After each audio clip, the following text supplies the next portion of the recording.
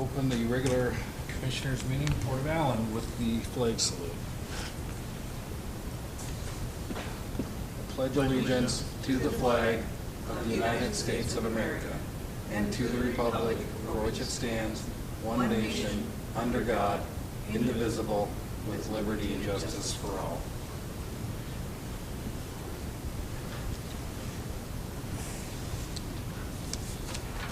Today we have on our agenda consent agenda items.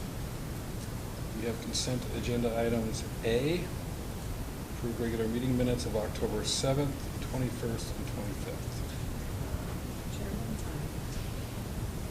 Now, do you want to do the consent? Regular and special. Do you want to do A and, 2 and 3? I'm sorry, just the regular meeting minutes, correct? Yes. Okay, I move that we accept the regular meeting minutes of October 7th, 21st, and 25th. And one of those was a special meeting, and that was the 25th. A motion on the floor. I'll second. All those in favor? Aye. Aye. Aye, motion carries. Item number 3, action items A, B, C, and D. I'll make a motion that we approve actions item A, B, C, and D for the vouchers. A is $123,915.49. B is $750. C is $18,931.91, and D $71.43. I'll second that. Motion and a second. All those in favor? Aye. Aye. Aye, motion carries. Commissioner reports. Commissioner Scott? Well, not much. Court meeting on the 7th, the PRTPO meeting, which was a call-in on October 10th. I nominated Dave Smith. He's the vice chair for PRTPO TAC, Technical Advisory Committee. He's from the Mason County Public Works. And October 14th, Oyster House meeting. October 21st, budget meeting. Of course, the Washington Public Ports Association Small Ports meeting. And North Mason Community Voice. Great Bend Chorale spoke, Matthew Melendez, and November 4th, oh, that was today, nominating committee for Washington Public Ports Association. I attended the 2 regular meetings on the October 7th and the 21st, and the special meeting on the 25th, and also attended the special meeting on the 25th, and attended the meeting with the area habitat biologist regarding the Oyster House and pilings and boat ramp.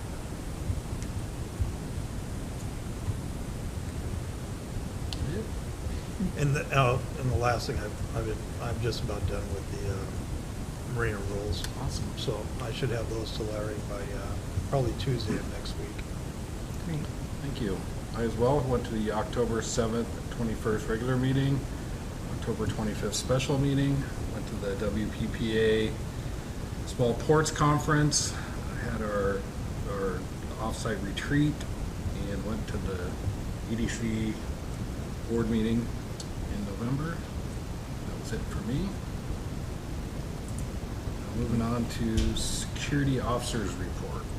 Okay, Travis is not here, but he did submit a report, which I sent to you all this afternoon. Is it just that one, the incident, or was there an Yeah. actual report?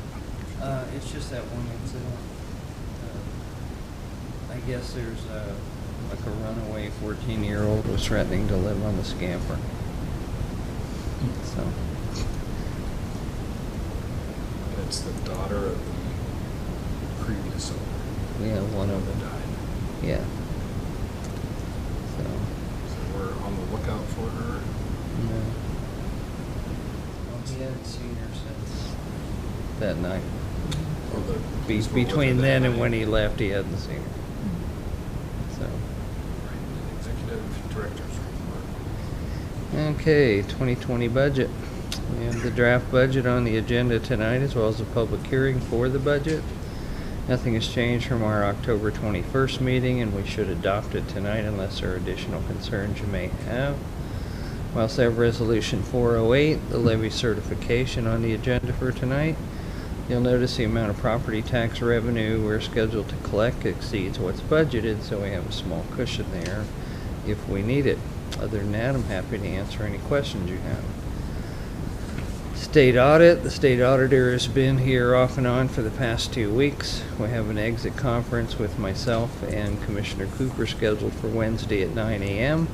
if either Commissioner Scott or Jackson would like to attend. We're not anticipating any major issues or surprises. Here at Community Utilities proposal, nothing new. Property purchase, the sellers are pushing us to close, and in talking with Kim Sellers, RCO will fund 75% up front once we have final purchase and sale agreement in hand, which I anticipate having by the end of this week, and submit it to them along with the closing documents. There's a somewhat convoluted process we have to go through, and Kim was going to walk me through it, but she was unable to do it when we originally wanted to, but we'll get it done shortly. Also, according to RCO, we needed to have an appraisal review done, which we now have. So I'm hopeful to be able to close this by the 15th. Copier lease. We have accepted a proposal for a lease on a new copier from United Business Machines. It'll give us some additional technology upgrades from our old machine, and in the end cost us less than the Toyota machine we currently have. Should be delivered, installed, programmed, and ready to go within the next 2 weeks. Security issues. We're still looking into what it will take to install high-resolution wireless remote cameras here at the park, as well as Hood Canal Boat Launch and Marina. We want a system that will transmit images from multiple cameras in multiple locations and store them in the cloud for any necessary law enforcement documentation. We also want at least 2 cameras that have enough resolution to read license plate numbers. Commissioner Jackson and myself will continue to pursue this. WPPA meeting schedules. Next up is the annual meeting, which is November 20th and 22nd, or 22nd, at the Hotel Murano in Tacoma. When Leanne went to make reservations for everyone, she found the block of rooms for WPPA was already sold out. That's what happened to us at Suncadia, as you recall. The rooms available are about $100 a night more than the WPPA rate. Since it's in Tacoma, we might want to consider only staying the night of the reception. Also, Missy from WPPA said she will keep us apprised of any cancellations so we could possibly secure those rooms at the WPPA rate. Renting out our small office, we're back to square one on this. I spoke with Heather Reese and told her of our concerns about after-hours access, and she said that doesn't work for her.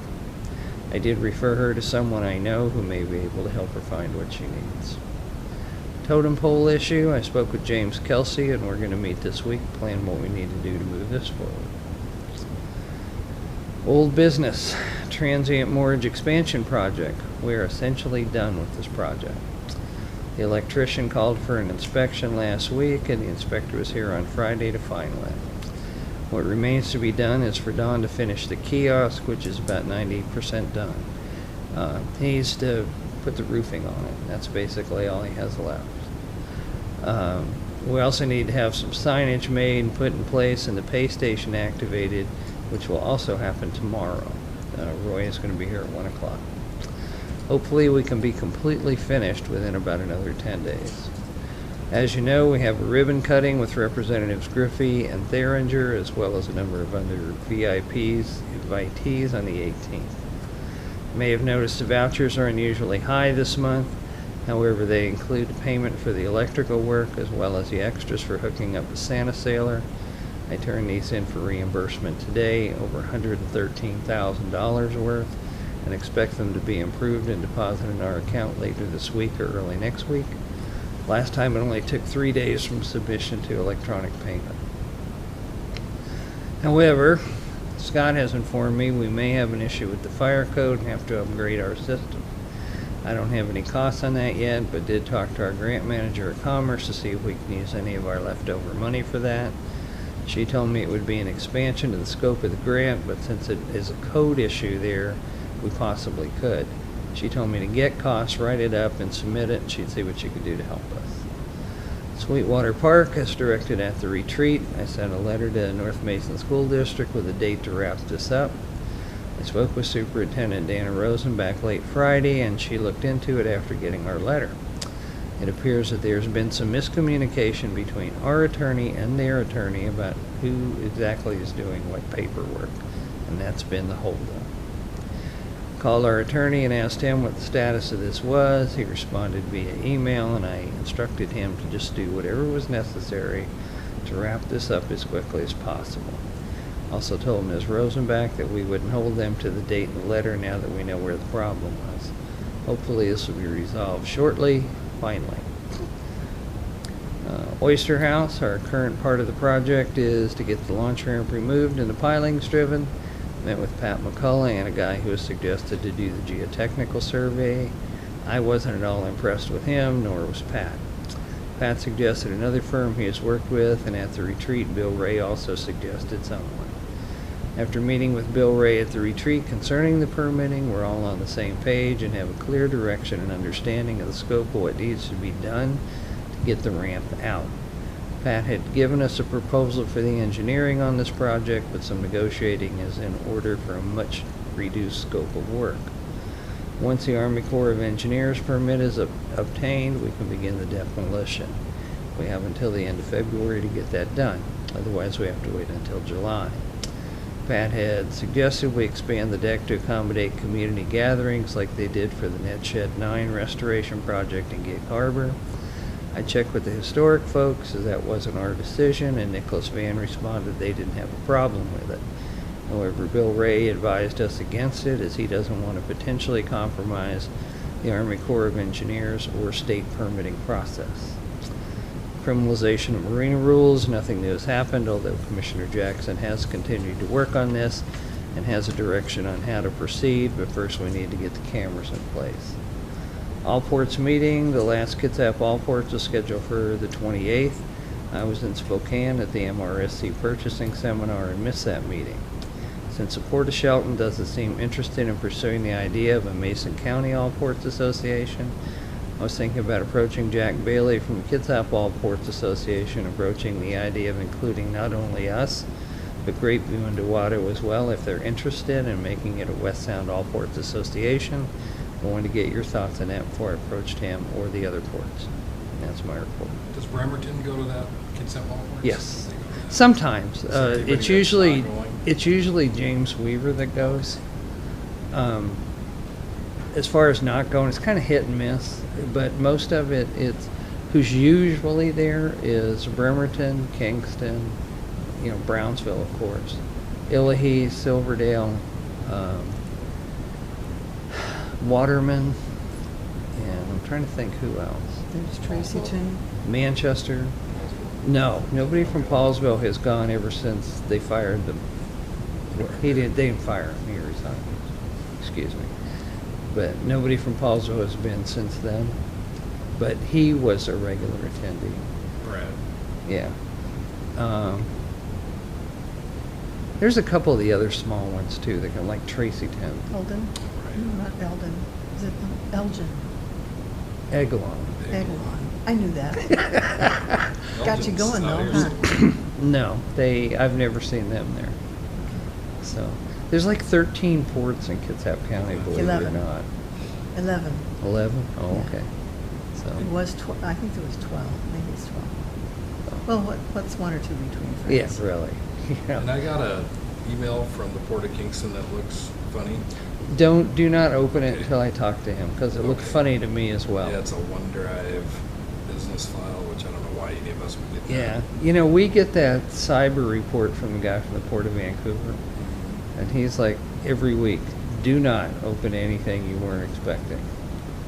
Yeah. Call the people and ask them. So, and I meant to call Greg today, and I just did not have time. So,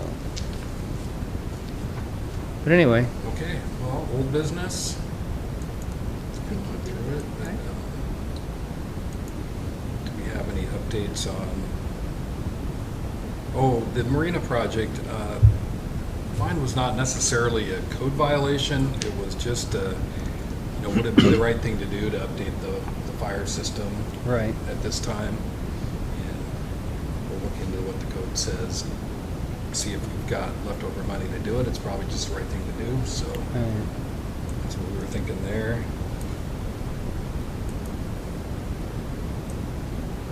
All right, no other old business?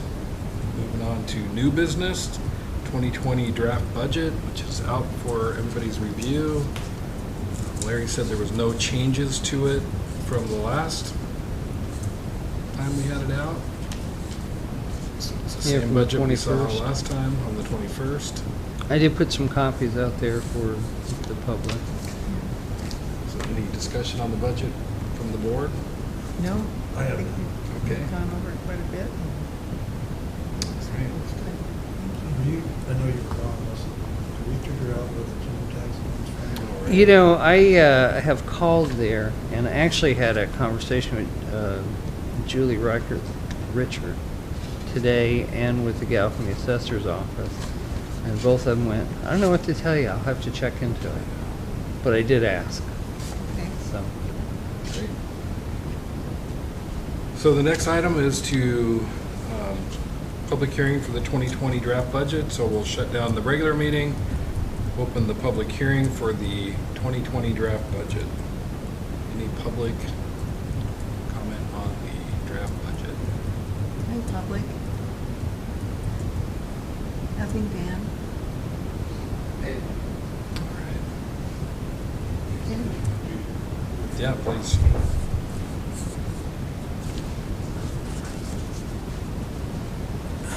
Thank you, Commissioners. Ken Van Buster from Belfair. I just grabbed a copy that Ola left out, scanned through it, and just had a couple of comments that I wanted you to consider. The payroll expenses to be about 65–70% of the total budget. And I'm not sure how many employees there are in the board, but that seems a little high. The other thing that concerns me is that it's like you're budgeting 27,000 for a lobbyist. I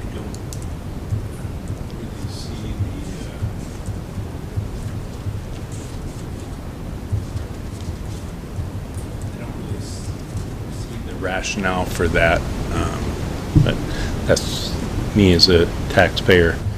And the third thing is, in the capital budget, I see you've put 5,000 towards that Sweetwater Park. I think that's might be a little premature, not knowing whether you're going to even have it or not. And that's pretty much all the comments I have. So, thank you. Thanks. Thank you. All right, if there's no other, oh, go ahead. If I could defend the lobbyists a little bit, I think, in my view, the reason why I know in my view, the reason why we went with lobbyists is because we're looking at bigger monies from the state. And we can't expect the executive director, the commissioners, to have the expertise to lobby these legislators to get more money up here. So that's why I back having a lobbyist down there. So if we do have projects like the Oyster House, and if we were to move forward with Sweetwater, we'd have those connections down there. They're already greasing the skids. Yeah, it's large.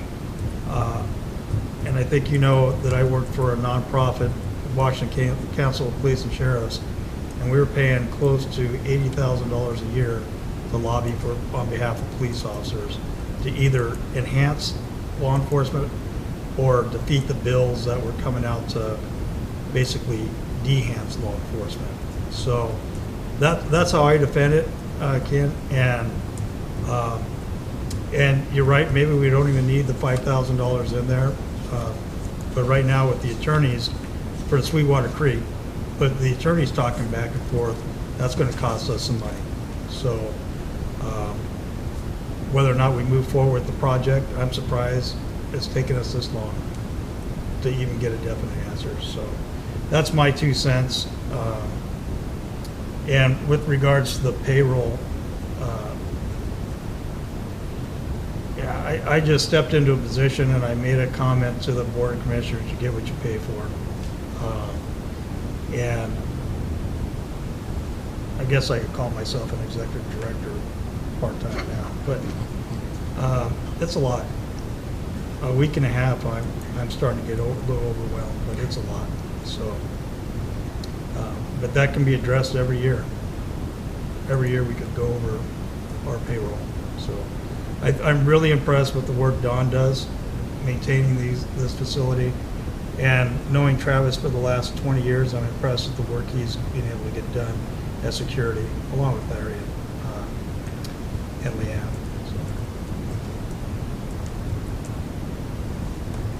All right, if there's no other comment, we will close the public hearing, reopen the regular meeting. And next item on the agenda is approve the 2020 draft budget. Chairman, I move that we accept the draft 2020 budget as submitted. A motion on the floor, I'll second. and a second. All those in favor? Aye. Aye. Motion carries. Item D on new business, review and approve resolution 408, the 2020 levy certification. So where did that 1%. go? I move- Includes the 1%. Yes. Yes. I move that we accept resolution number 408. Do you want me to read it? Sure. Oh, goody. Whereas the Port of Allyn has considered its budget for the calendar year of 2020, and whereas the district's actual levy amount from the previous year was $289,341.59, and the population of this district is less than 10,000, and now therefore be it resolved by the governing body of the taxing district that an increase in the regular property tax levy is hereby authorized for the levy to be collected in the 2020 tax year. The dollar amount of this increase over the actual levy amount from the previous year shall be $2,592.32, which is 1% increase from the previous year. This increase is exclusive of additional revenue resulting from new construction, improvements to property, newly constructed wind turbines, solar, biomass, and geothermal facilities, and any increase in the value of state-assessed property, any annexations that have occurred, and refunds made. Adopted this 4th day of November 2019. Yes. A motion on the floor, I'll second the motion. and a second. All those in favor to approve? Aye. Aye. Motion carries. Let's sign that one.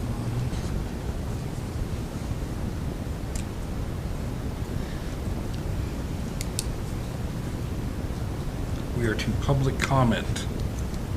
Public comment?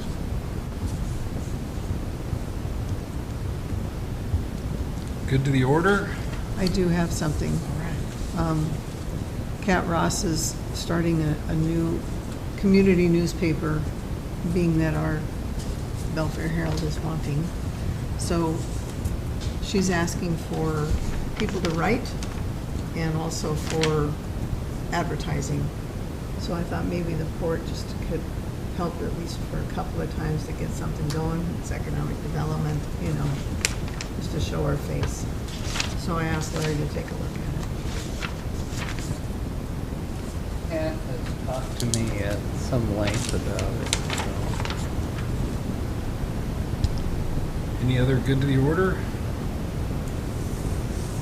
I don't think so. Move for It's all adjournment? good. Yeah, I'd just like to add, when we're